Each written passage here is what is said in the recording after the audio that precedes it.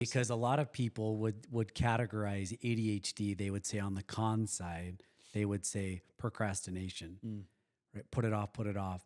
But there's a reason that procrastination is part of the story, and that is you need this artificial deadline. You need the pressure to create the focus. Yeah, bro, 100%. like you're in my head right now. It's unreal. 100%.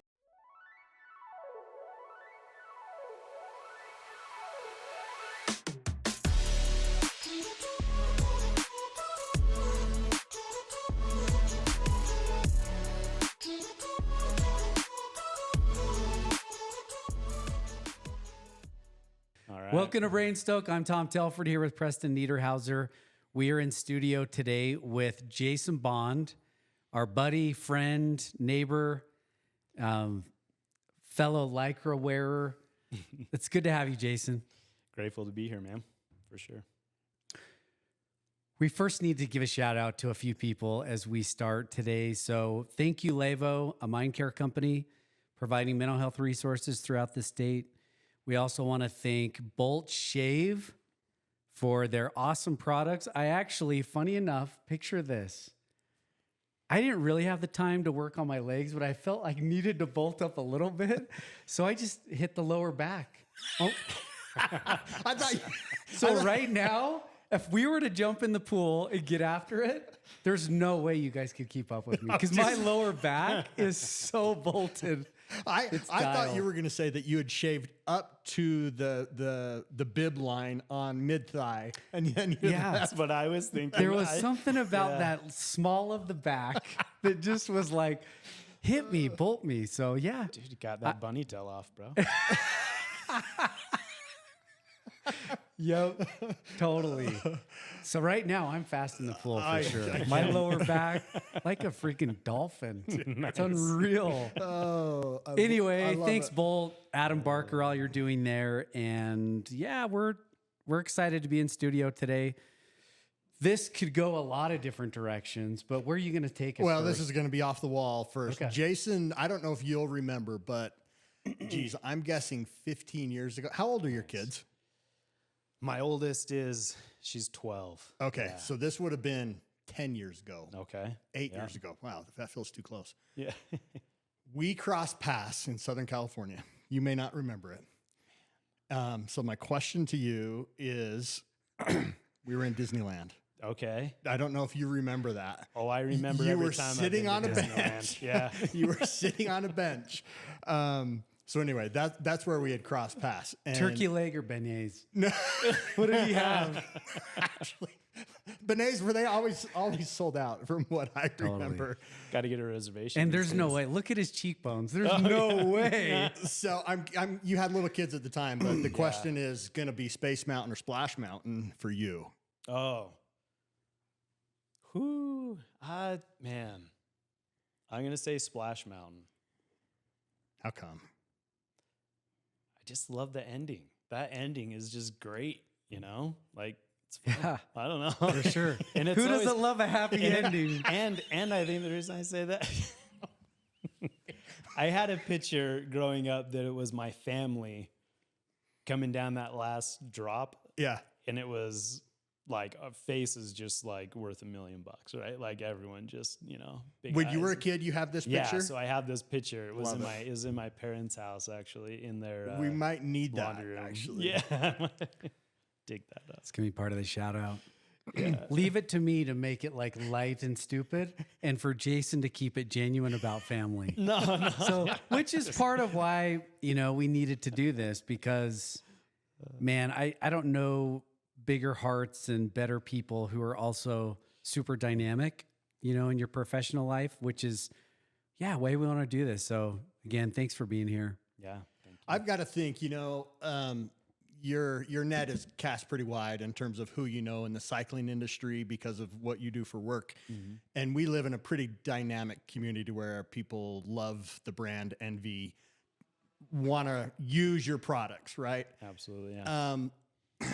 I know personally that I've reached out to you multiple times to ask the dumbest of dumb questions, right? On stuff I don't understand about a will or what I need or what size bike or, all of the silly things.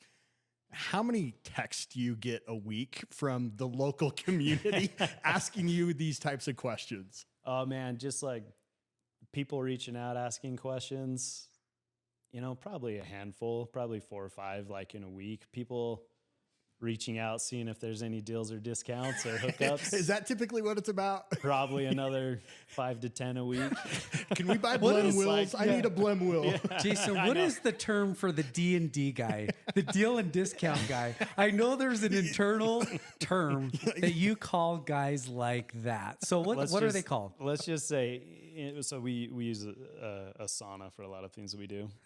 I have a bond warranty tab that's all just mine internally, just to submit warranties, because I'll get I don't even know how many calls during the month of just warranties coming from locals. From usually your buddies. here between South Ogden, Kaysville, Mountain Green area. Just need to know warranty a wheel or need some help or some direction on it. So I actually have my own tab in there, but I love it. I don't know. We joke around. I think Jake Pantone, though, I mean, honestly, I think he gets way more than I do on that stuff. So he gets hit up. Good guys for sure at ENVE. Tell us what your role is there. It'll give us some context to a lot of the questions that we have for you today. Yeah, so right now I'm a project manager and work a little bit with strategy on projects and products that we're releasing. And I'm just getting into that. So over the last 12 years, almost 13 years, I've been doing international sales for ENVE. One of those years in between, I was a product manager working with the engineering team and with Jake. So is this like R&D, future ideas, concepts? Yeah, so this is so really, I mean, we call the project manager that we're trying to create in this job and situation is we call it cradle to grave, right? So it's from kind of blue sky ideas all the way through the pipeline, all the way through our new product development phase, go to market phase, end of life phase, until we actually are done with the product and have to discontinue it. So kind of touching all of the products that we have and that we're going to launch through all those processes. So It's amazing. it's fun. Yeah. I don't know that there's someone we envy more. That's a play on words, but just, people who love carbon, who dream carbon, and someone who's in a role where, you can make it all happen on the bike is pretty cool. So it's awesome to hear what you're doing, to see what you're doing. I want you to take us back, though, because as much as we love biking and cycling and it's a part of our lives, your story starts years and years ago that led you to where you are today. And I want you to just tell us a little bit about that. You and I ended up at lunch the other day, and it was funny. We're in a brewery, and two dudes having lunch, and it probably took all of like 7 minutes before we were pretty emotional. And it was cool to just hear you be so vulnerable about your story and where you're at. So take us back. Yeah. Share a little bit, with our audience that you shared with me. Yeah. So, man, I don't know exactly where to start, but I mean, at that lunch, that was kind of funny. I kept glancing at the table next to us because I could tell the girl on the corner she was like looking right at me. And I'm like choking back tears every once in a while. And I think she was like, what is going on over there? Like, should I go ask him if he's okay? But Code honestly, word, right? You thought you were in danger. Yeah, I'm over there doing that. Help this guy. This guy. No, yes. But I mean, that conversation, honestly, Tom, was one of the most open and just honest conversations I've had in a long time. I don't know why it happened that way, but like, however it happened. It was awesome. So yeah. I appreciate that. But hey, before you dive into this, yep. What was the value? I don't know what was said at that conversation, but what was the value to you to be open and vulnerable together? Like, why was it so good? Yeah. Honestly, so I've looked up to Tom for a long time. Tom, I went back to school to finish college just a few years ago.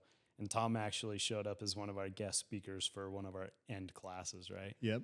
And I'm sitting in class, in the back row, listening to Tom talk about his experience and him and things that he's learned and given us awesome insight.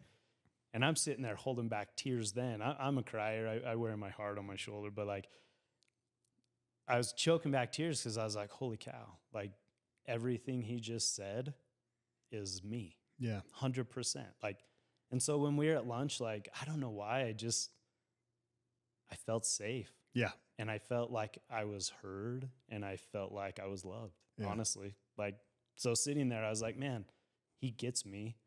And I don't have to change anything. I don't have to sugarcoat anything. Like, dude, I've struggled with this, but this is also why I'm happy now. This is also why I feel like I've been able to succeed and overcome hard things, right? So the conversation was so natural for me, and I feel like the same for you, that it was just open. It was honest. It was easy. Sweet. Thanks for sharing. Yeah. Yeah, I think, but in that class, like, it got me thinking a lot about where I was and why I was there. You know, I'm how old? 39 years old, 38 years old, sitting in a class full of 22-year-olds, you know, trying to graduate from college, thinking like, man, why am I still here? You know? And, so to kind of get into my story, like, I mean, I guess that's where I could start is I always was the kid that was like, hated school. I couldn't be inside four walls. I was thirsty and hungry for knowledge, but I felt like I couldn't learn like everyone else around me was learning, right? Like I kept seeing people excel and move on to the point to where my parents held me back. I took preschool when I was really small. I took preschool twice. And my parents would always tell me, hey, it's because you're so small, you know? And I was tiny. I was 16, ninth grade, got my driver's license because I was the oldest in my grade. And I was 4'11". And the lady wouldn't put 5 foot on my driver's license. And I was so mad. I was so mad. I was like, did me dirty, dude. Like, come on. I'm 5 foot. It wasn't even close. But I was driving to South Ogden Junior High, you know, like I was, wow. And I've always been a little different. I was always one of the oldest. And ever since I can remember, like going through elementary school and everything else, like my story was everything outside was all I wanted. It was the only thing I think about. Like skiing was the only thing I could think about. Fishing, climbing, camping, like being alone in nature that was the only thing I wanted to do. But I was sitting in school trying to pay attention. I couldn't. So I was the kid that would get bussed off to reading class. I was pulled out of class. I was bussed up to Weber State for years on a reading program. And I couldn't read. I was oldest in my class. I was tiny. and I remember like having to figure out like other ways to like fit in, you know? And I think that's where I started to realize and kind of develop like how I meshed in with the people around me. And luckily, like the grade that I got held back into, like those guys, like still my best friends today. Like we still talk, we still text, we still love each other, we still hang out, we still go on mountain bike group rides and do guys trips and everything else, you know? But like I'm grateful that it happened that way. Yeah. Like at the moment I didn't realize it, but now looking back on it, like I'm glad that it did, because the guys that I grew up with, like that was meant to be. What'd they provide for you? Oh man, chaos and craziness and fun. Yeah. And I mean, I always knew that like all my friends were way smarter than me, you know, like, okay. But I at the same, like, I think I was just, we'd get together and we could have fun. We'd go crazy. We had the same things in common. We had the same things we like to do. One of the interesting things about this group of friends is like, even though we were crazy and did stupid things, you know, we always had love and respect, and we were very chill, right? Like we didn't care what group of friends we were going to hang out with. We didn't care who it was. Like, we just wanted to be friends. Like, even though we were doing things that we shouldn't have been doing, like, we loved everybody. Like, we didn't really take sides or anything. And I look at other groups and friends and other things when I was growing up and even today, like how divided people can be against a group or another group because they're different, you know? And like growing up, like with my group of friends, like didn't matter. Yeah. Like we were anywhere, we were doing anything. Couple of the things, you know, that happened at that lunch that I just want to share and have you just speak to. I also, Jason, when you started to describe how you were learning to read, which I want you to talk about, and more specifically, how you read, that you start Yeah. at the bottom. I want you to just describe that, because even as you said it out loud, it was a moment for me, you know, where I realized with you that I had a person in you as part of my community. And what I mean by that is, you know, the slow kid, because I also was the slow kid. I was the tutored kid. I was the one who was pulled out of class all the time.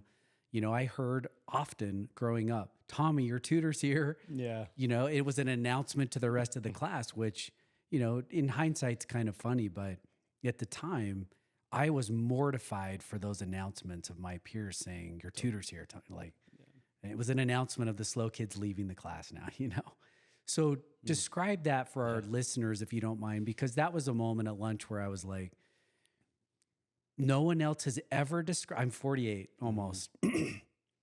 No one else has ever described these things the way you did in my life, that told me he learns exactly how I learn. Yeah. He had the same experience. Yeah. Yeah. And I mean, I can relate with that. Like, anytime I was called on in class, like, you know, we'd go down the line of the kids to read, and I'd pray like I had the shortest part, and I'd sit there and I'd read my part before and try to like make sure I could say the words that I was reading. And I'd probably read it 3 or 4 times in different chunks, you know, like, and then I'd be like, what did I just read? Like, and I was so nervous, like, and that nervousness and that anticipation, like, really got in the way of me learning. And that's when I was thirsty for knowledge and want to learn, I wanted it so bad, but like, I didn't understand at the time, like, that my brain was just a little different, you know? And like, how do I deal with that? So like, yeah, I mean, when I pick up a book, I honestly, like, I'll grab a magazine, I start from the back page, and every page I flip through, I have to flip through the whole thing.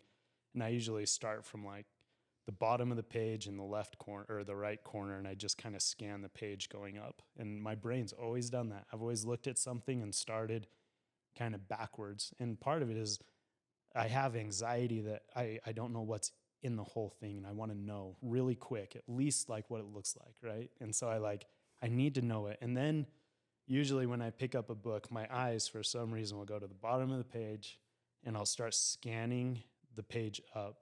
Probably part of it's like making sure I'm looking at words that I don't know and trying to sound them out, because it's still hard for me. And learning another language that is totally phonically spelled and pronounced and everything, like, it destroyed me in spelling and reading and other things. But going through the books that way is like kind of how my brain was wired. And I didn't realize it, but I would start to read a paragraph, and I'd probably have to reread the paragraph 2 to 3 times to really understand what it was.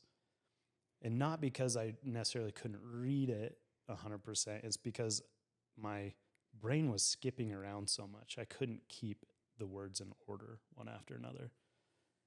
And I had a really just hard time. So speaking in front of people or reading in front of people is always like, it's always been something that's terrifying that I've dealt with. And when I was talking about getting bussed off, I'd go up to Weber State, and I remember my tutor up there, it was the first time that I actually wanted to learn to read because of how she presented it to me. And I think part of that was she listened to me, she understood me, and she took time and effort to make it work for me. It wasn't just like, hey, here's the box, fit in this box and learn it like this. It was like, what do you need? You know, how do you want to understand this? How do you want to do it? and she would make these huge ski posters, like a collage of ski posters, and she'd put a story to it, and we'd make a story together, and she'd help me read. Like I'd go through the whole thing and I'd try to read, and that from that point on, I think that was like in 4th grade, 5th grade. Like I started to try to pay attention to what I needed and how I learned, instead of feeling inferior to what everyone else was doing. And like, I remember doing a report on fly fishing with a friend. We teamed up. I think it was in 5th or 6th grade. Braden Forsey. This is crazy. I remember this. But like, it was the first time that I had a true interest in what I was presenting and reading. And I remember being done with it and being like, dude, I did good.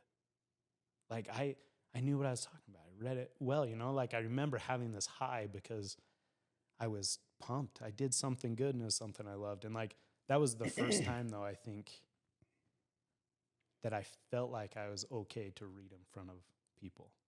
But even since then, like I remember reading a passage of scripture one time out loud in a class, and one of my buddies in front of the whole class, there's like 30 people in there, he's like, "Hey, Bond, hooked on phonics, man." And I'm like, oh man. And I was like, what, 27? And I was like, oh, dude. Like, and he didn't mean any ill will to that. And he's a great guy. I love him. But like, I don't think he didn't know where I came from, but that was okay.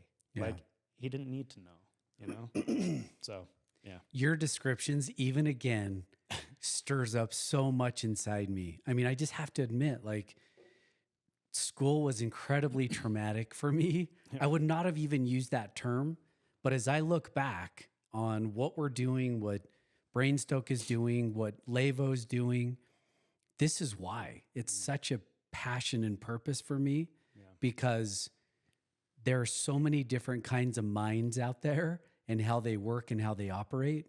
Your description of reading backwards, verbatim. Yeah. Even to this day, when people, I love to read, I really do. But when I sit down to read a book, I don't start at the beginning ever. Yeah. And it's silly, it's odd, but you describing that is exactly how I do things, And there's something so connected to you and your story as you describe that I don't know, it just takes me back in so many ways. But I remember that very feeling of, I think I was born stupid. Yeah. Yeah. I don't know. I'm not putting words in your mouth, but I know for a fact. Mine was, something's wrong with me. I would always say that, like something's wrong with me. Like, why am I like this? Yeah. When you discovered that when you presented on a topic you loved, fly fishing, and it all clicked and it all worked. When you discovered that, was there an aha, like, now I know how to do this? Or was it you still struggled with, I guess, how long did it take to realize where you could excel or how you could excel through the process? Yeah, I think I definitely had some moments where I can clearly remember were like huge downers, right? Like it would just floor my confidence. Like I had a negative self-image. I was angry at myself. I didn't know why. I wouldn't talk about it. I felt like I never felt alone because I had the best friends, right? But at the same time, I felt alone because there were things that like I didn't understand. I didn't understand why, but I wanted it to be different. And so it took me a while to start to realize, like, okay, like the things I love, number one, I am overly obsessed about. Like if anyone knows me growing up through high school, junior high, like skiing was like, dude, I would stand at my window in South Ogden looking out at the backside of Snow Basin with like, just waiting for the first snowflake to fall, like as soon as that did, I was just like, bam, I know Warren Miller season's coming up. I'm going to watch ski videos, like pulling out the boots. I'm walking around my backyard in my skis and boots on the grass. Like, and I obsess over it. And I still to this day obsess over it. Like it's one of the things that like heals me, in a lot of ways. But like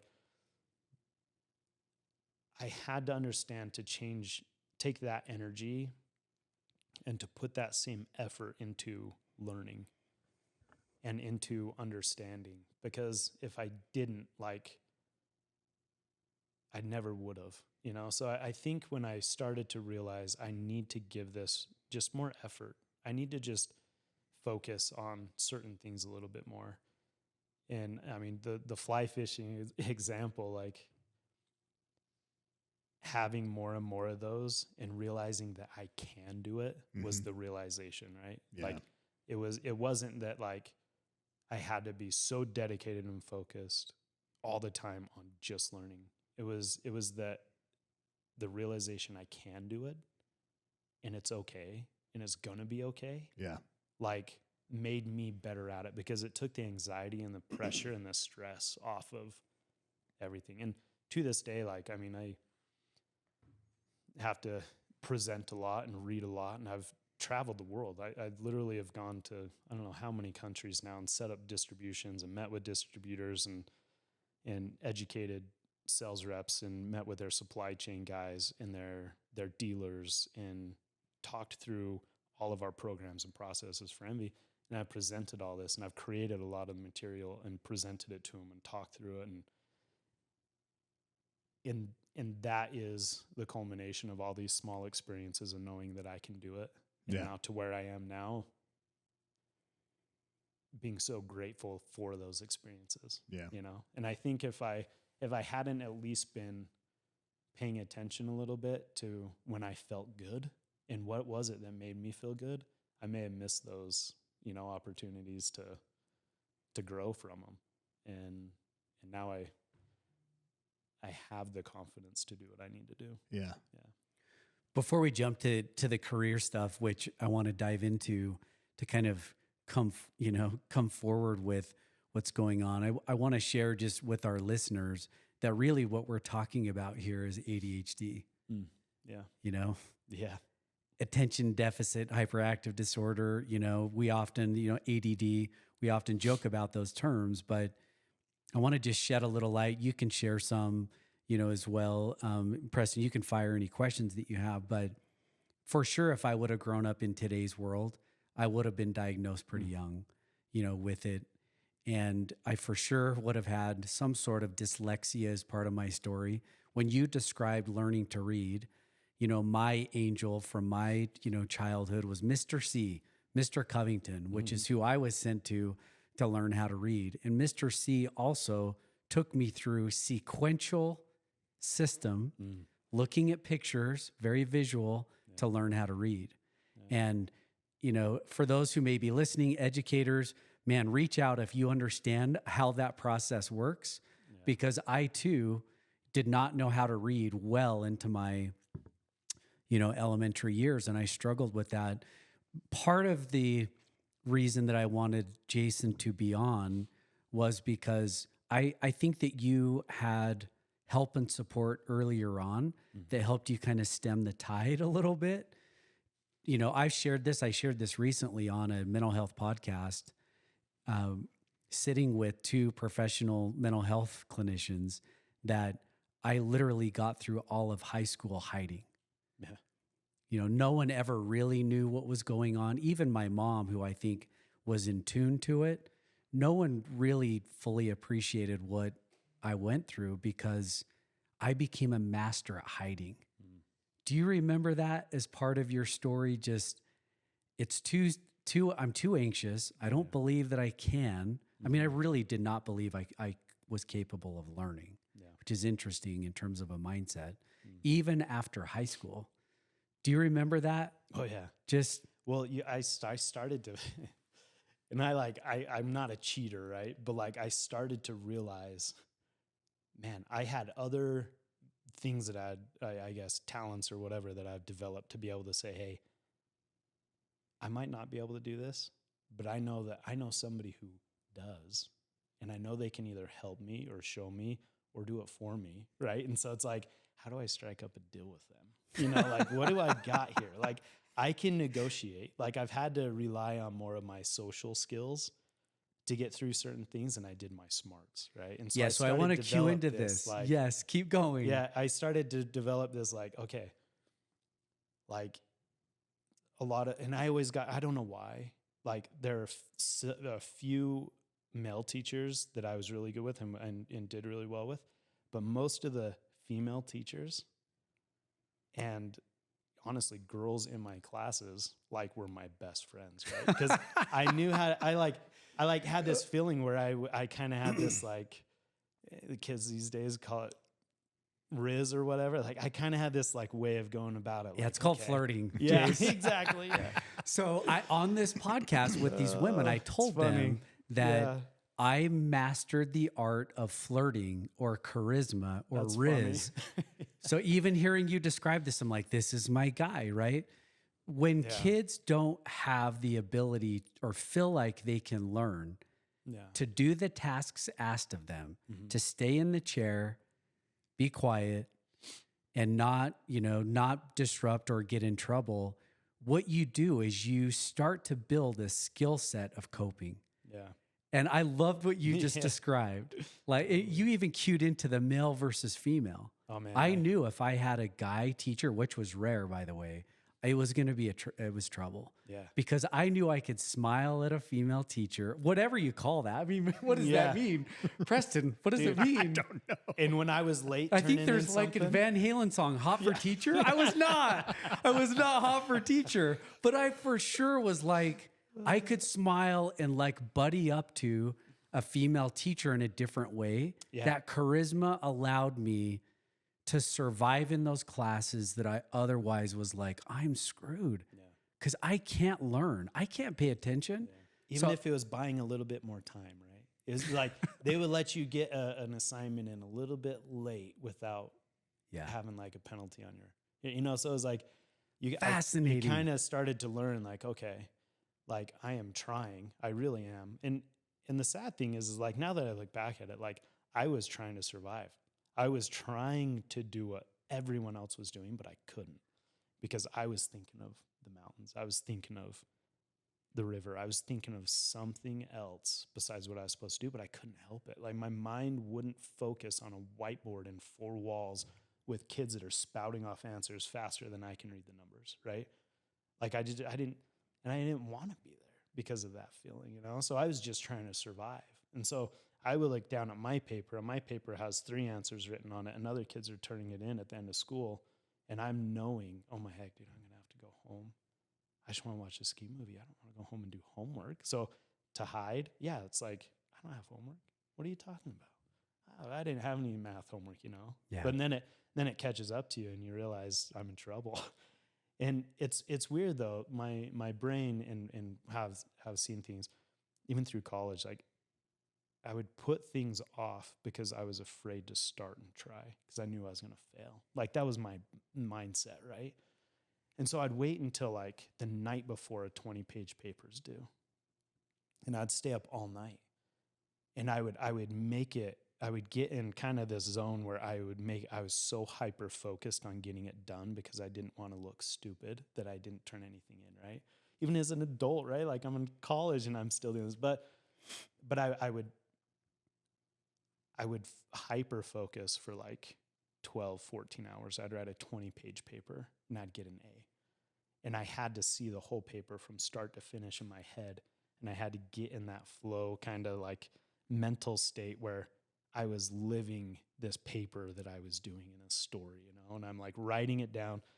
And I remember I did one on creating a business for a heli ski operation in Alaska. Actually, that's what I chose to do. And I turned in this 20-page paper and I got an A on it. And I was like, I did it one night. I sat up all night and I didn't get tired. My mind was just in it and I loved it. And I was writing and I felt great. And then I turned it in. And after that, I was like, I'm never doing that again. Like, that was terrible. Why did I wait to the end? And then the next paper comes around. I'm up all night doing it again. Yeah. Like, and I almost can't help it. Like, so what is it? Because a lot of people would categorize ADHD. They would say on the con side, they would say procrastination, right? Put it off. But there's a reason that procrastination is part of the story. And that is you need this artificial deadline. You need the pressure to create the focus. Yeah. bro, 100%. like you're in my head right now. It's unreal. 100%. You need pressure to create the focus to cross the finish line. And when you cue into heli skiing, when you cue into a topic that you care about, all of a sudden you'll stay up all night researching and writing because this is something that you love versus Jack and Jill went up the hill, times tables. I mean, sitting in those classes too, where I was just like, what you just described, I have 4 answers on my paper. Yeah. I mean, when I went to my ACT and they were, people were blowing through the Scantron. What's a Scantron? Dots, filling in dark dots. Yeah. Like, I remember thinking, these people are turning their Scantron over and they're done in like, whatever, ABBA. Yeah. You know, I just couldn't do it. And so I love the descriptions that you're giving, whether it's people who have ADHD or struggle with this, or it's parents. They're not broken. No. They're not, I'm just going to say they're not broken, but they learn different. Their brains are different. So, I mean, go back if you wouldn't mind, just maybe a couple other things to just during those informative years. Who were the people along the way? You described this reading teacher who helped you at Weber State that you'd be bused to. Yeah. Is there any other teachers or educators who stick out where you look back and just go, wow, they just changed my stars? Maybe even a parent. Yeah, and how aware were your parents of how you felt? And oh man, my parents were very aware. Yeah. Like I would say like my parents definitely knew that I thought different. I was different. Like I say this a lot, but like in friend circles, but I was raised a little bit different than my siblings, right? Like I never had a curfew. Like my parents treated me very different. And I don't know why. Like my parents let me go to Argentina by myself when I was 17 years old, like to go compete in a world championship streetboard competition. And like, they wouldn't let my others say, no way, by themselves go to Argentina, you know, like, and I think like they kind of understood how I ticked. They understood why and what I needed very well. And they provided that. Like, I'd say my parents were awesome at like dealing with me, you know, because I was doing bad things. I was getting in trouble. I was hanging out with the wrong kids. I was doing all of that. And a lot of it was like this, like escape to find more adrenaline, right? Like I always tell my wife, and I've told my parents, everyone growing up, like the outside and the activities I do outside is my Prozac. Because people are like, you know, they take meds for that. I'm like, no, man, dude, I need a hit of adrenaline right now. Like, what am I going to do? I'm going to go send myself off an 80-foot cliff on my skis. That's what I'm going to do. And I'll go do it. And I'm like, I'm great. And my parents, I think, realized that. So they would, I remember my mom taking us to, there used to be a climbing gym behind the Newgate Mall back in the day called Get a Grip.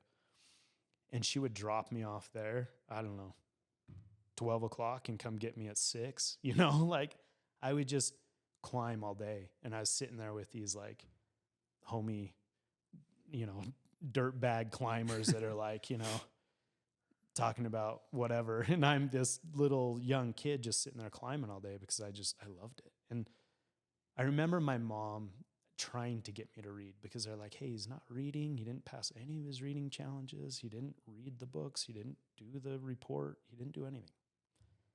And she would take me in a blanket and she'd wrap me up and go sit in the cold. Sorry.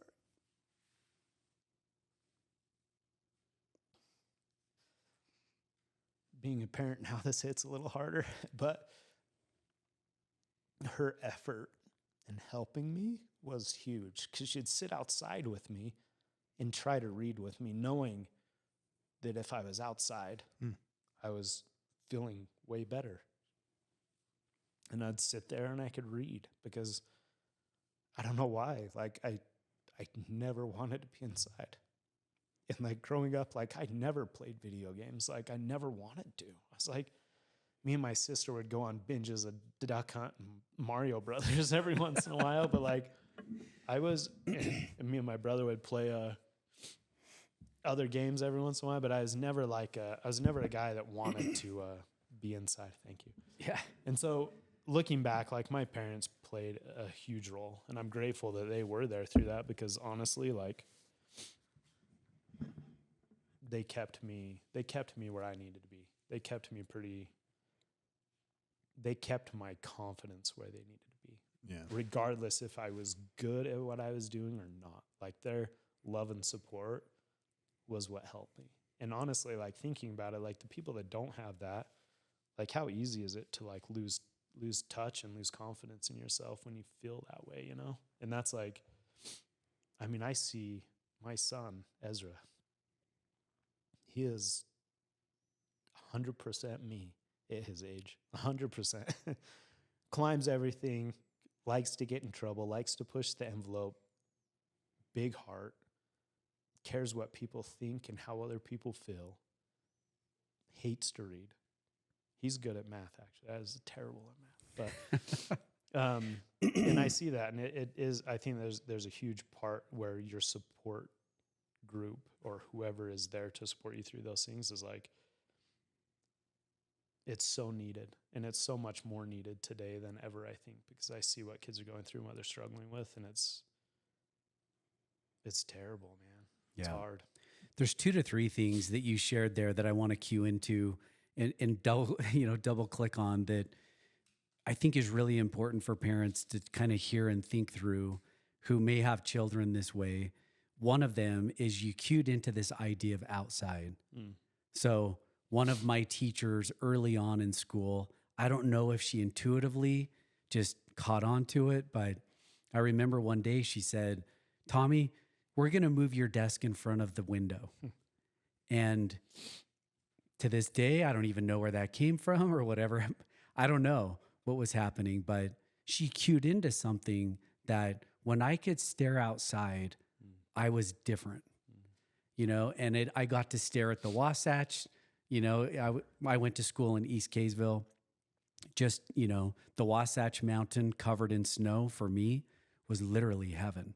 And if I could just stare out the window at snow on the mountain, I was a different kid in class. And so I don't know what that is. You know, I don't know necessarily the brain science, but there was something about me being able to at least feel freedom, looking at freedom, right? That became peaceful to me and helpful to, you know, to me and my ability to focus. So anyway, there's something there about outside. The other thing you talked about is adrenaline. So I joke about this, but in hindsight, as I look back, I literally grew up in physical therapy.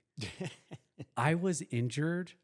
You can ask my parents, like I went to the ER constantly, 4 knee surgeries, all these surgeries. I was breaking bones, skiing or riding bikes or doing things all the time. And I was, quote, accident prone, I'm sure.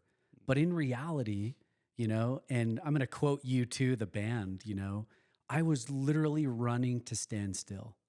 It's hard for people to understand that. But when you have a brain that races, the only way that you can slow down is to speed up. Right? So when you talk about skiing and all of these things, if you have an adrenaline junkie child, it's possible that they're so attracted to that feeling and rush because their brain hungers to slow down. And that's the only way you can, right? Oh, man. So I'm curious, when you look back on that now, the outdoor sports, the extreme sports, those kinds of things, when you were doing those, did you feel like your brain was getting into the flow? Meaning, did things slow down and it allowed you to focus even more? Like, was that when your brain was most capable of just being, I don't know if focus is the right word, but that you performed at a peaceful level? Yeah. Yeah? Yeah, well, so the window thing's funny. Like I've moved desks at ENVE like 100 times, right? Like I was just joking with a buddy just the other day about this, but like I just moved the other day, just on Friday. I had to be in a new desk before Jake got back from Hawaii. And I just asked, please just buy a window, please. And I think people think like, oh, he wants like the best seat, whatever. It's like, no, I need to see outside. And I think that whole thing to me is like, how do I say this? The more anxiety I feel, the worse my ADD is. Like the less I can control it, the more peace I feel. I can be more focused in those times. But there are certain things where I feel anxious when I can't see or be or something outside, right? So I get anxious, and So environment is critical for and I get mood swings, and I get ornery, and I get short because I have a temper. Like if I'm in a really concentrated state and I'm taken out of it by somebody interrupting or something, I don't like snap at people, but I feel like frustrated by that, because it happens so rarely, and I love being in that state of that flow state. But I'll tell you, like growing up skiing and searching for things and for adrenaline and searching for that freedom, I love when I'm standing on a ridge and it is absolutely nuking and blowing 100 miles an hour and it is a raging storm. There's nothing that makes me feel more peaceful. I don't know why. I feel like you say going fast. Yeah, like skiing and going fast is like I slow down. My brain slows down. And honestly, everything slows down. Like I feel like I am much more myself when I'm in that atmosphere, When the storm's raging, I feel calm. I don't know why. Like I feel at peace. And I think it is a lot to do with just my brain is almost satisfied. It's at peace. Yeah. It's okay. And so I love those experiences. Like I remember I served an LDS mission, but my mission call was to Vanuatu. It was actually to Fiji Suva mission, English speaking non-resident. And I was like, what is that? Number one, like, I'm going to Fiji and speaking English. This is awesome, dude. I'm going to surf. I'm going to do everything I want to do. No, just kidding. But I love it. I didn't realize when I got to Fiji, my mission president said, hey, here's a 3x5 card of Bishlama. This is the language you're going to speak, and you're going to be in Vanuatu. And all the elders in Fiji were like, oh, dude, you're going to Vanuatu. Like, good luck, And shortly thereafter, I learned that, okay, I'm on, island of Tana with no running water, no electricity, no toilets, dirt floor in my house. It's 10 by 10. And I couldn't have felt more happy. Mm-hmm. I couldn't have felt more at peace to be away from every electronic and every clock keeping time and everything. And in those 2 years, I think I learned more about myself because of that opportunity than I had anywhere else at any time. It was completely out of what I've grown up with. And that opportunity made me realize how connected we are and I am with nature. And I know we call it Mother Nature, but I think a mother is a symbol of healing and of peace. And I feel like when I am in nature, like that's what I get from that. And my wife thinks I'm kind of funny, but like sometimes like I'll just ask for a hug and won't let go. Or sometimes I'll just need to get outside and go lay down. And I feel like it recharges my batteries, right? And she's always like, you're so weird. And I'm like, I couldn't have gone through today without it. Like I couldn't have. Like I just couldn't have, And like I think all of that has to do with kind of that mental state. One thing that I found is that people with ADHD or me per se, I can't necessarily speak to anyone else. It's really hard to be present sometimes. And it's not just because you're hyperactive, bouncing off the wall. My friends would probably say I'm more of a narcoleptic than a hyperactive person at times, but I think my brain's just somewhere else and it's inattentive. So to be present is a challenge. And if there's one thing I wish that I would have learned earlier is to truly be present in the moment you're in and be grateful for it. regardless of what it is, because my brain was always racing to the next thing.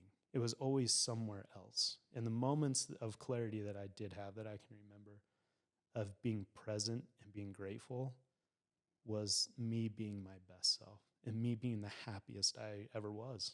Like, and there's times that I thirst after those times. And usually I have to go to the mountains to find it, or have an adrenaline hit, or deplete my batteries to where I can't go anymore, which is usually on a bike keeping up with you guys. So, Jace, I've got something that's been on my mind as you talked earlier. You said something like your parents letting you go to Argentina or no curfew. Yeah. There was clearly a sense of trust that your parents trusted you. Yeah. Yeah. What was the value of your parents trusting you? Did you realize it? Did you know that they trusted you at the time? And if so, tell me more. And maybe how does that impact how you parent Ezra? Oh, for sure. Yeah. I'm interested to know if it was trust or if it was, hey, if we try to put the brakes on him, if we put handcuffs on this guy, he's going to burn down the house. Do you know what I mean? No, a little bit of like, oh yeah, for sure. Yeah. No, it's a really good question, Preston. Like, excuse me. I feel like I'll have to say my parents were hippies growing up, right? My dad was an artist guy, long hair.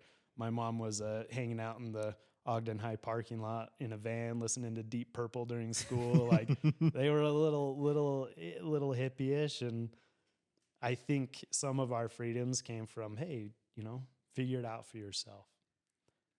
I think that attitude towards what I needed was the key to develop trust. It wasn't do what I say when I say it and how I say it, because they knew that was destructive to me. Yeah. I couldn't handle it. I just couldn't do it. I talk about burning down the house. It's like, well, they'll lock the window. I'll throw something through the window and I'm out of here. Like I'm not going to do it. Like and it wasn't me being like necessarily defiant. It's just, I couldn't do it. I felt like my soul was being smothered in a way, right? Like I just needed to get out, and they recognize that. And like, I mean, the Argentina thing was huge. Like that whole thing, actually, that trip set my life forward in a way that it changed my life. What happened while I was there, for sure. And it was needed. It was supposed to happen. My parents trusted me, even when they knew I was doing things that were wrong. Mm-hmm. They would show disapproval or disappointment that would hurt the worst, way more to me than grounding me or putting a curfew on me or telling me I had to do something, right? Like, I'd see other kids get in trouble and get grounded, and it's like, oh, I can't take this phone call with my friend. And I'm like, why? Oh, I'm grounded, and it's like, that's weird. But like my parents, I went through a few stints in my life. I could call my mom and say, hey, Mom, I'm at a party. I can't drive. Will you come pick me up? She knew exactly what I was doing, and she would be there.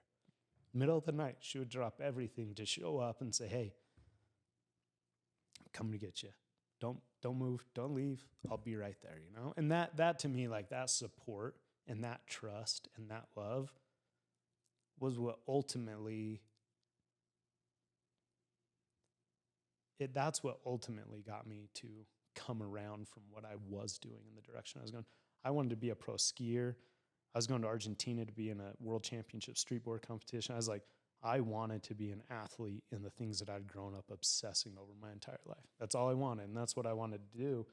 And the realization that I wasn't going to be able to get there was when I realized I wouldn't give up my values to become the person needed to do that. And that's when I abandoned those dreams for something way greater, right? Like something way bigger. And because of their example and because of how they treated me is why, I mean, really, I'm a spiritual person, is really why I came to know the love of a Savior and a Father in heaven. And I always had a desire to know and understand that those things were, that was true regardless. Like, I had to find out for myself, and I did. And when I found that out, like, that was really following the example of my parents, right? Like, they let me make the mistakes. They made me suffer my consequences, knowing that one day I would figure things out. And they never stopped supporting me, never stopped loving me along the way. And that's huge. Like, a lot of kids don't get that these days, you know? Yeah. And that's, that's hard for me to watch, because you realize some of the kids they're not as fortunate as I was. I had every opportunity and every chance to be whatever I wanted to be, you know? And I think it was through the support of my parents. I've got another one, if you don't mind.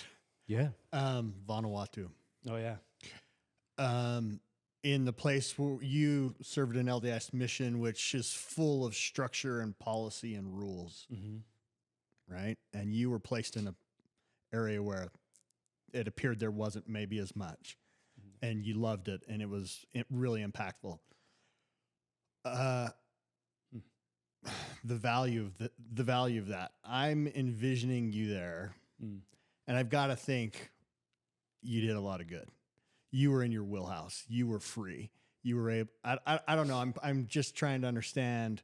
When you look back on that time, did you all 18 months on Vanuatu, or Yeah, was it? so Vanuatu is 80 different islands. Oh, and we have at the time, so this is what, 2003, 2004. At the time, I mean, the mission in some of the areas was very, very new, but we had, a few mission houses in the main city, Port Vila, which is nice. I mean, you got restaurants, you got hotels, golf courses, like, Okay. It's beautiful. And then you go into the outer islands, similar out to Ombai or Malakula or Tana, and you get into some of those areas, and it very, very remote, right? I mean, a lot of the times I was the only white guy that I would see for 6 weeks at a time. Yeah. And at that point, I was translating Bishlama to the language over in White Sands and Tana, and trying to learn more of their language. And yeah, the opportunities in Vanuatu, like being in my wheelhouse, being in an environment that I could thrive in, it was huge for me. Like, How well did the language come? yeah, so Bishlama is a pidgin English. So Bishlama actually came along fairly quick because nobody spoke English very well at all, right? So it's like you were immersed in it. I'd go sit on soccer fields with little kids and just ramble on with them, but it came pretty quick. I feel like, honestly, 3-4 months into it, like I could speak fairly well. I teach, have conversations about whatever, and it was fun. The culture of Vanuatu, for some reason, wasn't hard for me to adapt to. Yeah. When I came home, it was harder for me to come home than it was for me to be out there. And out there, like, you're right, I wouldn't have done well in a very structured environment, I think. And I still don't. Like, it's still a challenge to me. But if I would have had to serve in, somewhere in the U.S., I think I really would have struggled. In Vanuatu, like, I didn't wear shoes for months at a time. I wore pants and I wore my white shirt, my name badge, but like, most of what we did on the islands was serving others. Yeah. And I think that lesson alone about serving people because you love them, like, really changed how and what I do in a lot of my life today still. Yeah. And I think some of those opportunities that I did have over there, number one, to live in a culture that still, in certain places still would pray to or worship a volcano or something sacred that's an object on this earth, in a more of a resemblance towards a higher power, but like they'd worship something physical. Mm-hmm.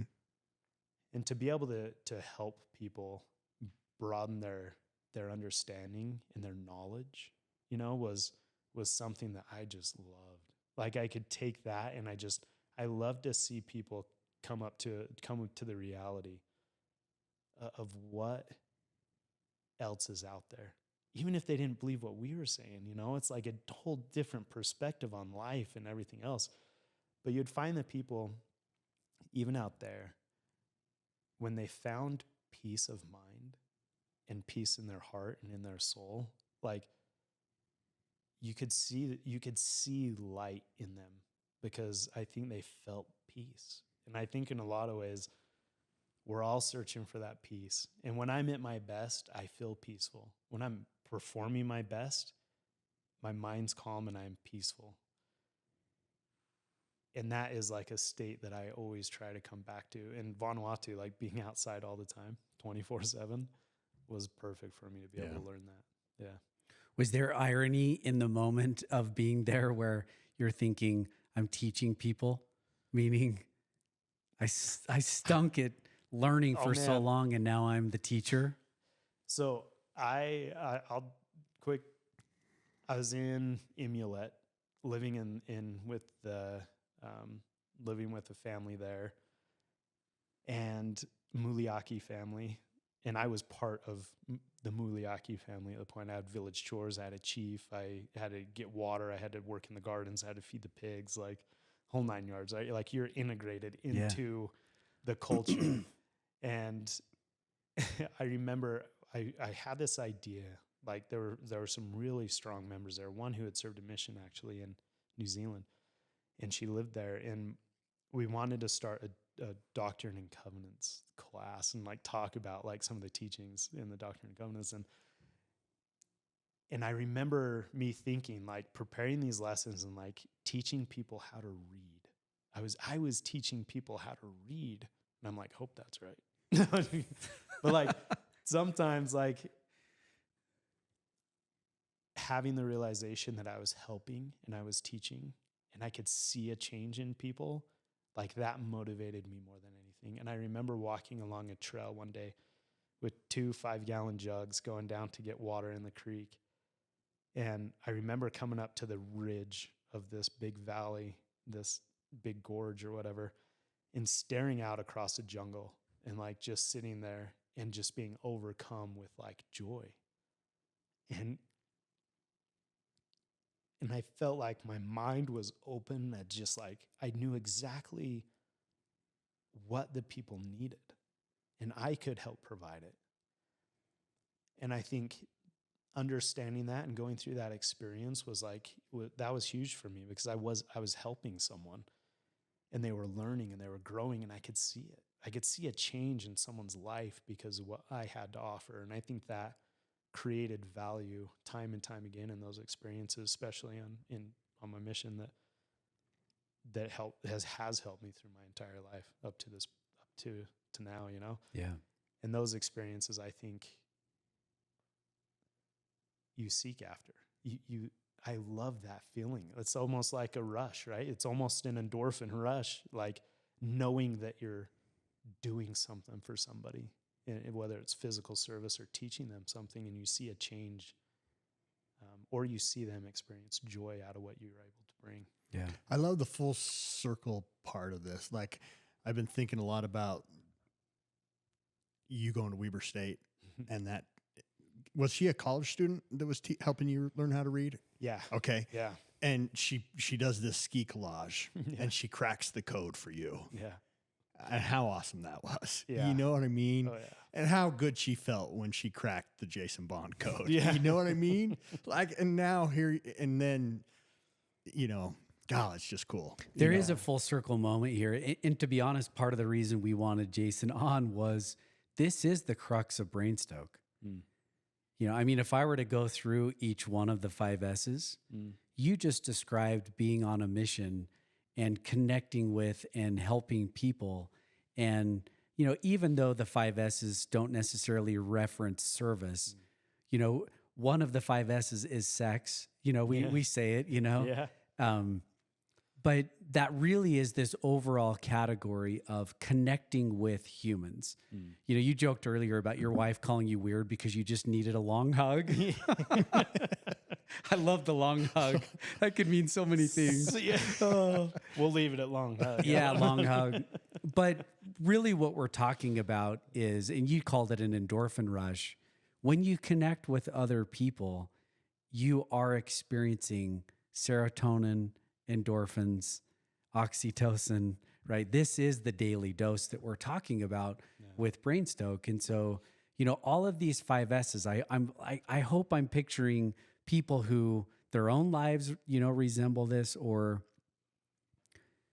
man, I could get emotional. The young mom who's going, how do I help Jason? You know, what do I do with Tommy?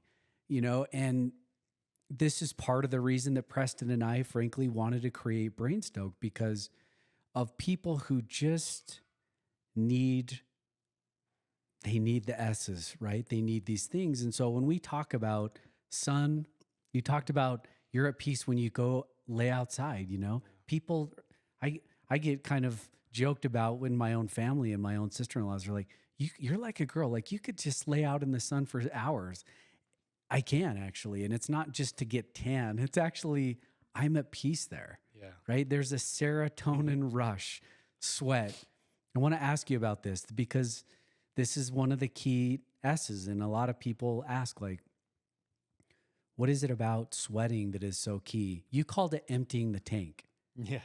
What is it about that you need to make yourself tired? What is that? Because there's something, right? Yeah. Yeah. I don't know what it is. Well, at ENVE, so I mean, lunch rides at ENVE, we call them bike fights. Like they're like it's these are famous. They are famous. It's 100%. It's, you know, we're trying to put people in the pain cave, whatever. I actually Monday my Strava title was a Monday stroll through the pain cave, I think is what it was. But it is, I think a lot of us out there, a lot of us follow this same need, right? Or understand and recognize the same need. You know, we used to have an employee at ENVE who would, if we were in a meeting and it was lunchtime for a bike ride, he'd put a sign on the window in the meeting room that said bike rides matter, you know, like as a sign, like, let's go ride our bikes because it's important. And I think, you know, I mean, growing up doing bike racing, and luckily my job's taken me around the world to race bikes. You know, I mean, loaded you for 14 years or something like that, and riding Oslo Prestige in Norway with Edvald Bossenhagen and Ilo Gaup and those guys. Like, it's taken me amazing places. The daily lunch rides for ENVE, to go out, to sweat, to exercise, to find camaraderie with your fellow employees and have fun together is a huge thing. But also just the restorative of getting out outside, sweating, emptying the tank. Like, it allows me in a way, I think, it allows me to reset. And it allows me to like get all of my anxiety and my frustrations out in a safe way, right? Like, I feel like in a productive way. Yeah, I can put this towards something. And a lot of the times when I'm on the bike ride, like when I'm out doing something physical, like I'm very focused on what I'm doing a lot of the times. The endorphins afterwards help me feel a little bit more calm and a little bit more at peace. And that for me is usually when I am my most creative and I'm thinking through things. And I think it's because I went fast to slow down. And now my mind has slowed down a little bit. And now I can think about one thing instead of a million. My mom always growing up, Jason, one thing at a time, just one. I love that you've and said that. I'm like, no, all of it at the same time. And guess what? I have enough time in a day to do all of them, and I wouldn't get one thing done, right? Because I thought about all of them all day. And so she would always tell me one thing. And that sweat part, though, I think does, like, during the day, to have an hour to do that and just get it all out, like, it helps me a ton. Yeah, for teachers, for parents, for people, just to hear and understand what Jason's cueing into is this idea that when the mind is racing, the body needs to move. Mm. You know, I mean, I I don't know if I would consider myself depressed through my teen years, but I remember my mom asking me often, "Are you okay? Like what's going on?" And my response, my go-to response was always, "I'm just tired." You know? Or I don't know. Mine was always, I don't know. Yeah. Yeah. And when I look back, on those years, I think I was so exhausted because just to go to school, and trust me, I wasn't getting good grades and I was getting nothing done. Yeah. But to go sit quietly and not get in trouble, it took everything for me. I was just freaking exhausted trying to control my brain. And by the way, for parents, you talked about your mission. I served an LDS mission. If you have a kid whose mind races, understand something. Church is like school on crack. And trust me, I love church, but to go, it's next level, right? Oh, yeah. Not only sit quietly in a pew, but I mean, Totally. anyway, you get it, right? Just all the things. And so let's go forward now, because in our lunch that we sat in, I started asking you a little bit about work and what you're doing. And to be honest with you, Jason, I kind of had this moment of like, I think that Jason Bond is a genius. No. And I know you're going to say no, but okay, I just have to say this to give some context to this. So after, selling a company a couple times, around 40, one of the things that was in me because of my prior years of growing up, I believed I was stupid. And even though I got a bachelor's and I finished school, thank heavens for Weber's professional sales. I love those people.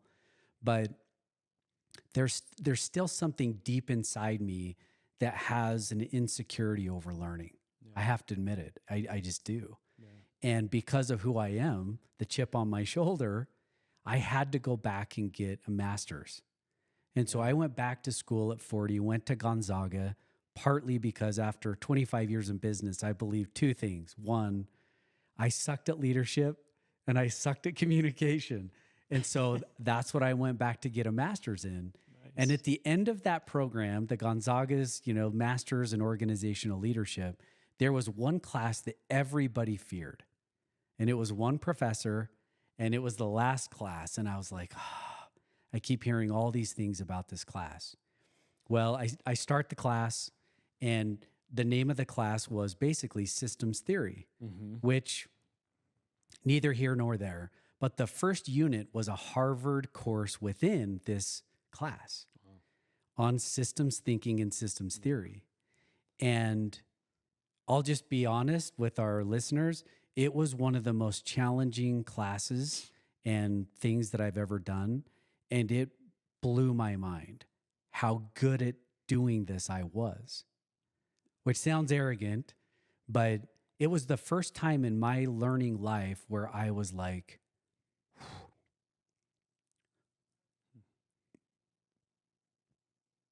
my genius, didn't know that I had one, but my genius was coming out, and it was the ability to see things in systems.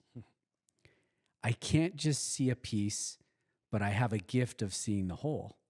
For those of you that run businesses, for those of you that learn the way that maybe Jason has described or I've described, systems thinking and systems theory is incredibly complex stuff. And yet over lunch, you started talking about what you're doing. And I was like, I think Jason Bond is the Rain Man of the cycling industry, which sounds silly, but you started describing some things, Jason, that are incredible in terms of your gift to see systems in whole, spreadsheets in whole, that you could look at a set of numbers and that you could see what story it was telling and where it was going. Yeah. Right? These are the types of minds who conquer the stock market, who get in trouble in Vegas counting cards. Like, this is a genius mind that works and learns in systems. You described it in the very beginning. You went to a teacher at Weber State, and as soon as she put reading in a system of pictures, all of a sudden it all clicked, right? For sure. This is the mind. So I want you to talk about this now. For someone who struggled in learning, finished school at 38, this has been a challenge for your whole life. But in my opinion, you are doing things in your role now that is like you're in the flow. Yeah. Yeah. And like, I mean, for better, for worse, I guess. But exactly.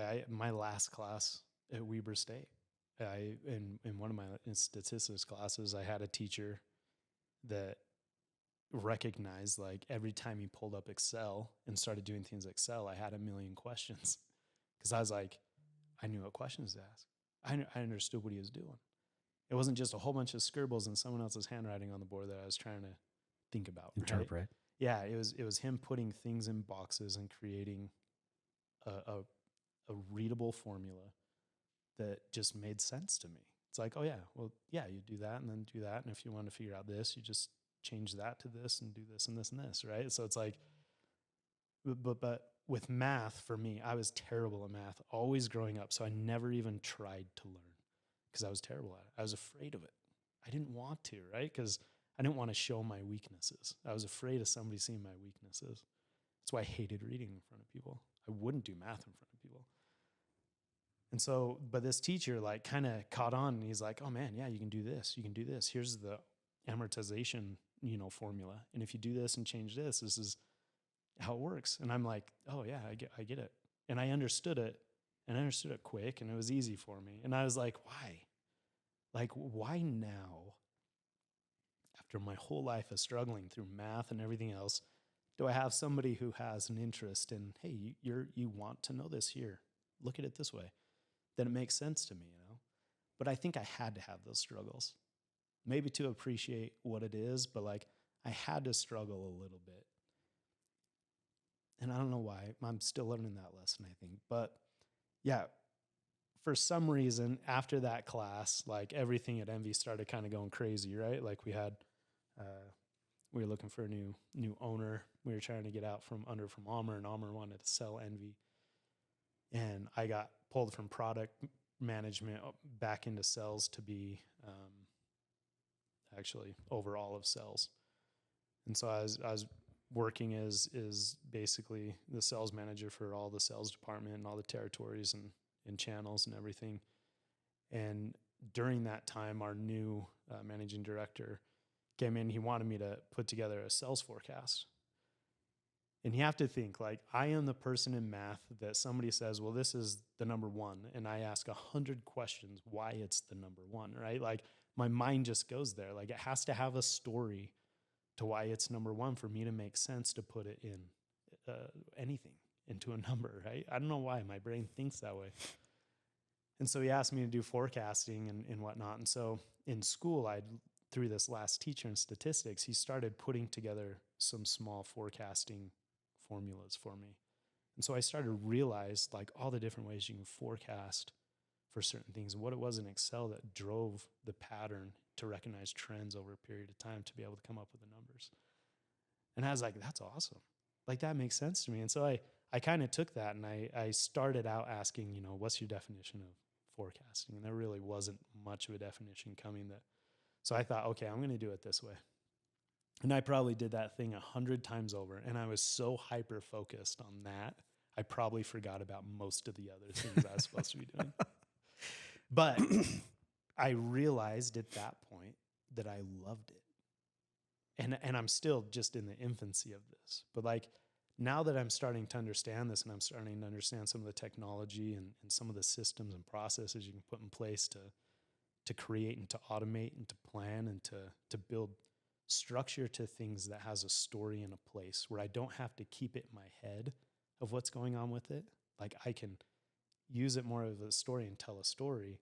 That's where I started to realize, like, holy cow, like, everyone wants all of this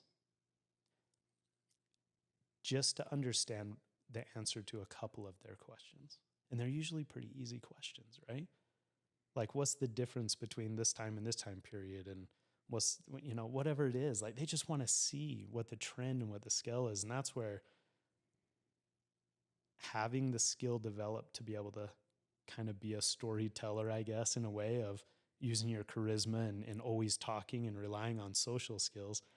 Like, I have a desire and a passion to learn more about the systems, processes, and numbers that I spend a lot of time educating myself on. I take classes, take online classes. I'm doing it all myself because I want to know. I'm like so hungry for it right now. But the storytelling part, I think, is one of the parts where a lot of people running businesses, they just want to understand the importance of the story. They want to understand what they need to know to make decisions to go forward. And like, my mind quickly gets that for some reason. And I'm not a very good communicator at it yet. And there's a lot of skills I still need to learn. But like, it is one of the first times where I've had a passion for something that was technical that I understood. And being able to do just a little bit of that in my role before I actually came off the sales team and onto a special projects team for a while, just to help with creating a Mod Podge database and pull numbers and whatnot out of our ERP system at ENVE to help with, I guess, the sell of ENVE. And so I was kind of sitting on the backside looking at numbers and putting together dashboards and other things just to make sure we had the data available to be able to work with different partners through that process. And that's really where I fell in love with that. And my mind still just, I'll stay up at night sometimes thinking of how to create, different dim tables and different fact tables to be able to pull into different, like, BI or into SQL or whatever, to make sense of data that's just floating around out there that makes sense to somebody and they can see it in one place and make a decision. Yeah. And that's like what all of a sudden I love it. I don't know why I love doing it, but I can focus on it. I don't know what it is about it. Yeah, I can focus on it. My mind has extreme focus when I'm in that zone on what the story is and what's going on with the numbers and the data and everything else. And this is only really over the last year and a half, 2 years. But it's amazing to me. Yeah. I mean, even as you described it over lunch, which I won't dive into all of it, but systems thinking and systems theory is incredibly complex. And the way that you described what you're doing is that, and I asked you, what, did you study the systems theory? And you're like, no. And I'm like, well, you're intuitively doing it. Your mind thinks in it that way, you know? So I'm curious. So as you look back and you kind of think through, the progression of life, the progression of, the mind and how it works, do you feel like you are getting to a place now where your mind is in a sweet spot, that the work you're doing and involved in now, you said that you can focus. So is that the measuring stick if your mind focuses on it and you enjoy it? Yeah, I think that you're getting to that place. I'm definitely learning the project management side a little bit more. Like I there's a lot there I can learn, but like the data and the numbers and what I can help with, like I love it. Yeah, and I deal a lot with that, like seeing projects all the way through the whole process. Yeah. And I work with a lot of just unbelievably smart people, right? Like ENVE, like we have a lot of talent out there, and it's a small company. Like I can talk to every single engineer for an hour a day that sits over there where I sit in the engineering area, and there's just a handful of us, but the things that they're able to do in a short amount of time is pretty impressive. And so like being part of that whole experience and feeling like I do fit into it and that I have something to offer, I love it. And I think that has helped me, like on the daily, to wake up and feel, maybe not that I've found my purpose, but that I'm in a place where I hope that I can help something be better or someone be better, right? Yeah. And I feel like the same thing on the mission, like I could wake up every day knowing that I was going to help someone. And I think that drives me, it motivates me, because I feel like I have happiness when I'm helping, when I'm important, when I'm needed, when I'm involved. And that is one thing that if you haven't found is worth going on the journey to find, right? That I think is one thing that helps me not be depressed.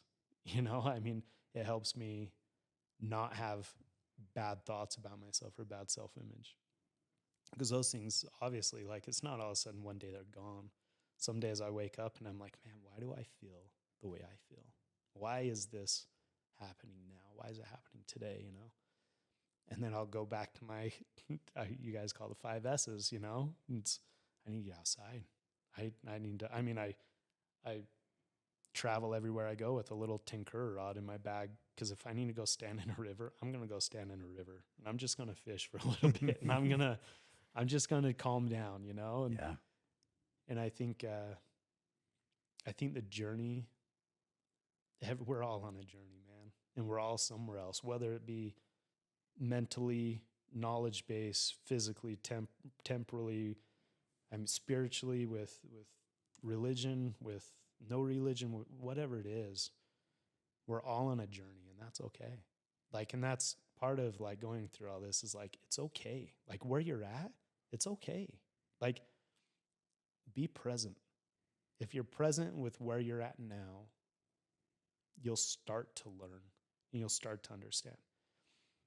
One thing that working with youth and other things that I do, like, I fear in a lot of ways that, like, people have forgotten how to forgive other people and how to move on and how to be okay when things are hard, right? Like, there's a phrase that people use, like finding peace in the storm, right? Like, sometimes you can be sitting in a desk at school and it's a storm. You're not moving, you're not saying a single word, and it's a storm, right? But if you can try to focus on being present, you start to learn. And I know that that's always been a challenge for me. But as I go through this journey of mine, right, I notice that, like, I'm constantly learning. And I think I'm at that point in my journey where that's what's most important for me. For some reason, is knowledge. It's learning, it's growing, it's understanding, it's like thirsting for more, right? Like, sometimes I can't get enough of it. Like, I can't turn the brain off because I just want to learn more. And I never thought I'd be that way. Ever. Never thought I'd be that way. I thought I'd always be running from that, like I did growing up. But things change. Like, nothing's always the same. When I first got married, I had an older friend tell me, he just said, just remember, even this too shall pass. And I was like, that's terrible advice. Like, what does that mean? You know? and as I was gone through, it's like, man, you know what? The hard times came and gone. The good times have come and gone. Time with kids has come and gone. Time with struggles has come and gone. Time with joy has come and gone. So be present in the moment you're in if you want to learn what's going on around you. And someone with ADHD, that's so hard because you're 10 places at one time. So maybe it's taken me a little bit longer to get there than others because I've had to have, more, hey, Mom, can you come pick me up? I can't make it home, talks with my mom than most to learn my lesson. But 41 years old now, I'm finally getting there, maybe. When you think about that in terms of just age, in where you're at now, do you have thoughts that your brain is now just getting to the place that maybe your friends were at 21, 22? Oh, for sure. I mean, I've heard other people with ADHD say that, and I've even heard clinically that the ADHD mind is 7 to 10 years behind peer group. Yeah. Not in your capability to learn things, but just in the progression of when it will start learning. And does that make sense? 100%. Yeah. Like, I actually see it. My 6-year-old son reads like, I don't know if anyone ever taught him to read. Like, he just started, we were walking outside of a movie one day and he just read the sign. And I was like, he was young. And my older son, Ezra, 10, would struggle to read the same sign. And I see like my 6-year-old's mind, he is very not ADD. He's very focused. You tell him to do something, he knows exactly what to do and he does it. It's crazy. Like on the soccer field, Kai, spread out, make room, be open for a pass. Bam, does it. And my other son is the opposite. But you see the development in the time between it. And like I was Ezra, and I realize now, like, yeah, when I was in high school, I was well behind everyone in development. I mean, I grew between being probably 18 to 22. I grew probably 6 inches. I was tiny all through high school. I was just small. I got a driver's license at 16. I was 4'11". Yeah. And so like, I've always had that thought, like Yeah. I am just on a different time frame of development. I'm behind. Yeah, I'm behind. I'm way behind everyone else that is my age, and it's just a different time. And part of me is like, that sucks, right? Like I could choose to be mad at that. But at the same time, I'm like, you know what? It's okay. It's all right. Because I've tried to find out how to take everything more positively and be happy about it. Even if you feel like you're at a disadvantage, like it's okay.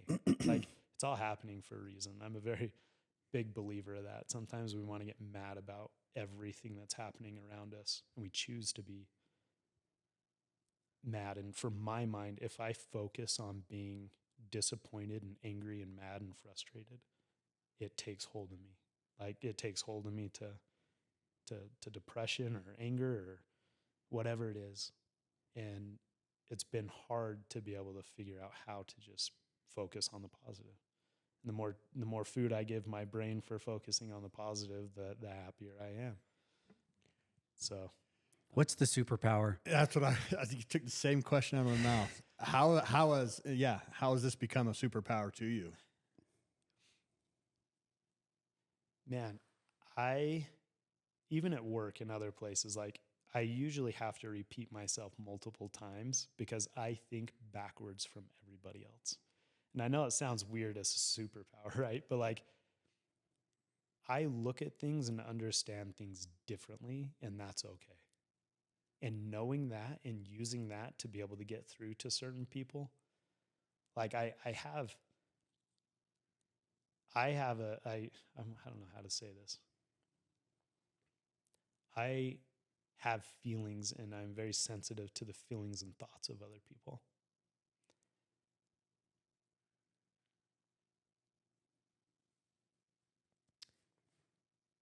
To the point that sometimes it hurts, like, because I see other people, especially young kids, like how I was. And it hurts sometimes because you know what they're going through, you know how hard it is, but like, and you want them to know it's going to be okay.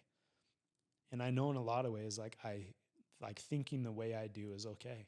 And a lot of times I come up with completely different options and different solutions to different problems because I think of things differently. I see things differently.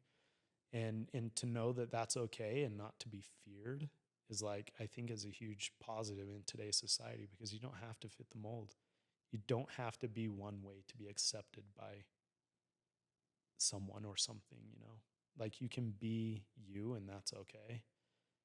And I think that's one of the things that like has helped me like just keep pushing on in my journey, like never to give up, because I have this hope and this desire that like the way I am is exactly how and who I was intended to be.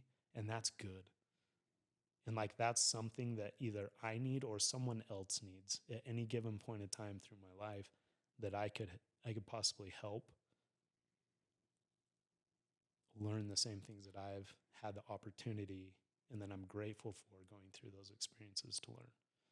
And I think that's, in a way, being different mentally is kind of a superpower in a way. Like I'm okay with that. And I love it. I love it now. I might have not loved it when I was in elementary school. I think this is why, I was so endeared to you over lunch, because you started to describe this process of really kind of loving and embracing who you are and how your mind works, and that is not an easy thing to do when it is the abnormal way or approach, or if you viewed it as being behind, Yeah. I truly believe that I was behind for most of my life.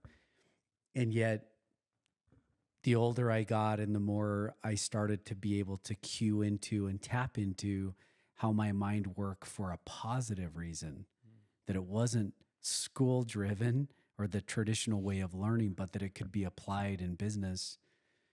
I started to recognize that, it was a gift. So I'm curious, and you're so humble, so you may not even want to answer this question. When you're in a packed room of pretty bright people, can you see the answers way ahead of even what's being discussed? Can you see things different that others don't, that in the end, it ends up being what you saw or envisioned it would be? Yes. But it's hard for me to communicate it.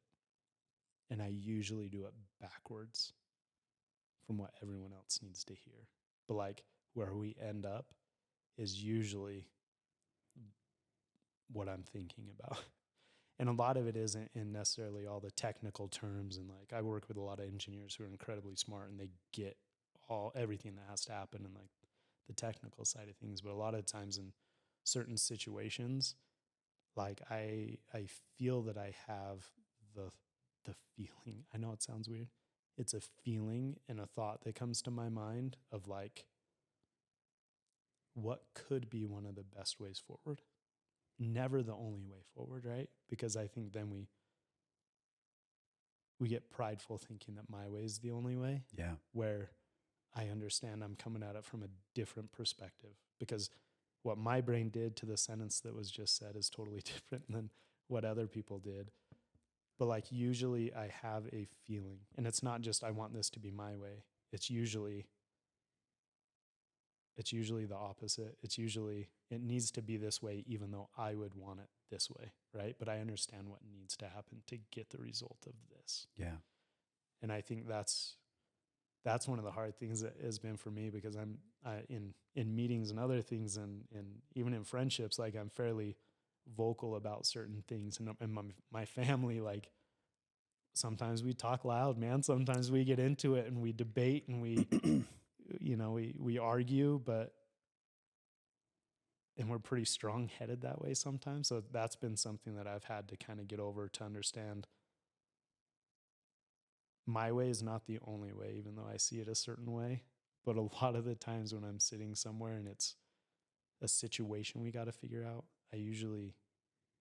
my mind has already thought of a million ways this could play out. And I know probably the top few that needs to happen. Yeah. And so not finishing other people's sentences and like jumping ahead to conclusions and being like, I can we be done with that one? Like, let's go to this one because this is really what we need to talk about type stuff. Like sometimes that's hard for me to be quiet because I talk a lot. But it's cool that you're self-aware of it. But the reason I ask that is because even as I have visited with you, this is the gift, in my opinion, of what so many business leaders and what so many others, who have ADHD. They've built this capability in their minds to see the full system, the step after the step after the step, and know what the results end up being. And, I've studied that long just because I'm intrigued about it, but it's foresight. You have the gift of foresight to see, what the system plays out in being. And so anyway, it's just interesting to ask you about it, because as I've visited with you now and you've kind of described how your mind works, the ability to see in systems and to know some of the outcomes pretty quickly, that's, even when it's a complex system, that's a gift, So anyway, I know you're not going to call it that, or that you even have it. Hey, but develop those gifts. Yeah. You find something you're good at, develop it. You right? have, but you've done it from a young age, right? If your mind works different, then you play the cards you've been dealt. Yeah. And it's pretty cool to see, where you're at. So freestyle, any parting thoughts, man? Oh man. Yeah. Honestly,